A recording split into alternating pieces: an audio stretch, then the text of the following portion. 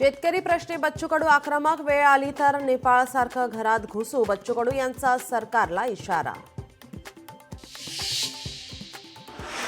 राज्यात ओला दुष्काळ जाहीर करा, माजी मंत्री यशोमती ठाकूर यांची मागणी. शेतकऱ्यांच्या हिताचा निर्णय घ्या, नाहीतर तीव्र आंदोलन करू, यशोमती ठाकूर यांचा इशारा. मंत्री छगन भुजबळांकडून नाशिक महाविद्यालयाचा आढावा, शासकीय वैद्यकीय महाविद्यालयासाठी समन्वयाने काम करा, मंत्री छगन भुजबळांनी दिले आदेश. वैष्णवी हगवणे हुंडाबळी प्रकरणी कोर्टाने लता हगवणे, करिश्मा हगवणे आणि निलेश चव्हाण यांचा जामीन फेटाळला. तिन्ही आरोपींनी जामिनासाठी केला होता न्यायालयात अर्ज. बीडमध्ये गोदा नदीला पुरात अडकलेल्या नागरिकांना धनंजय मुंडेंनी दिला धीर, मदत कार्य उपलब्ध यंत्रणांचा धनंजय मुंडेंनी घेतला आढावा. नाशिकच्या गंगापूर धरणातून गोदा नदी पात्रात विसर्ग वाढवला.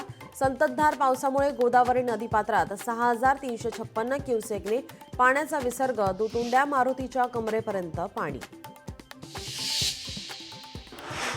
नवी मुंबई विमानतळावरून कार्यान्वयासाठी योजना जाहीर, एअर इंडिया ग्रुपकडून उत्तम योजना जाहीर, प्रारंभिक टप्प्यात 20 उड्डाणं होणार. रेस्क्यू करण्यासाठी आलेली बोट पाण्यात अडकली.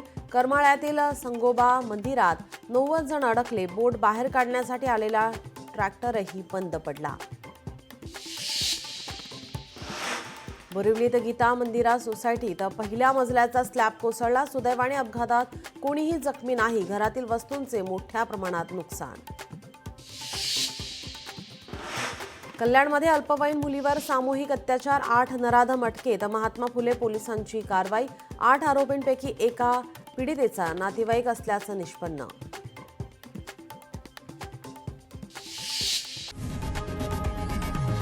लोकशाही मराठी ऐका, पहा, जागरूक रहा.